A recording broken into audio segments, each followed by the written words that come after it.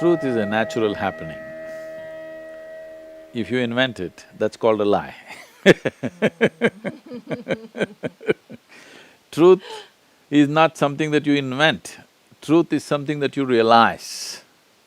Lie is something that you invent. So you don't have to say truthfully, naturally. What is natural is truth. So, should one follow the precepts of the past or should one come to something new? There should not be a compulsion about breaking the rules of the past, nor there should be a compulsion that you must only do it the way of the past. It is important that every generation looks at what is really needed, what is not needed. If you do not discard the garbage that you develop in your house, after some time, your whole house will be a garbage bin, isn't it? Every day you must throw out the garbage, then only the house is clean. Similarly in our lives, many things that don't work, we must throw them out on a daily basis. If we don't do that, as a culture, if you don't do it for hundreds of years, then you become stagnant. When you become stagnant, nothing works.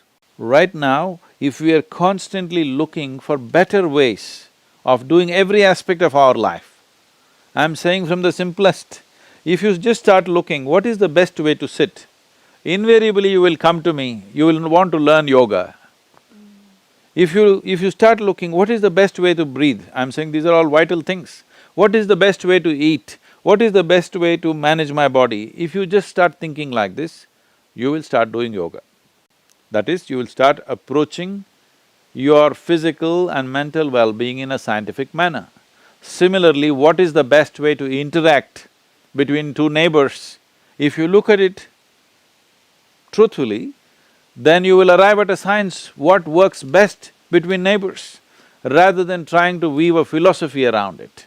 So, the philosophies of the past also might have been sense at one time, which turned into a kind of a precept over a period of time, then it turned into a law, then it turned into a belief system, then it becomes a religion over a period of time. Instead of that, we have to come to our senses about everything.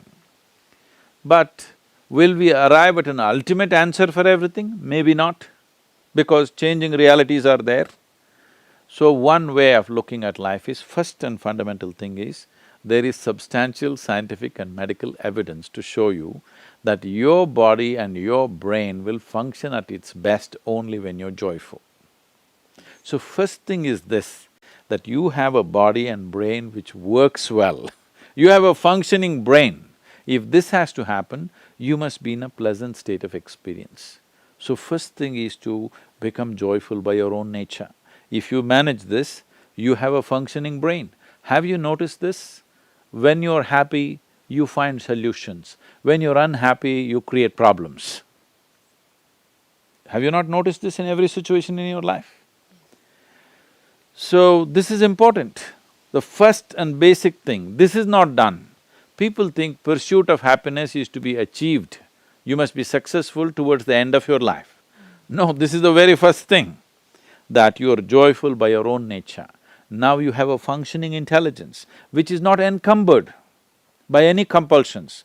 You are in pursuit of happiness means you are encumbered by all kinds of compulsions. I am joyful means you're not encumbered by anything. Now you can look at things just the way they are. Only if you see things just the way they are, not from a prejudiced mind, simply the way they are, then you will also come up with solutions every day, better and better solutions. If you cannot even see what is there because you have prejudiced opinions about everything, then how a solution will come when you don't even figure the problem? How will you come up with a solution?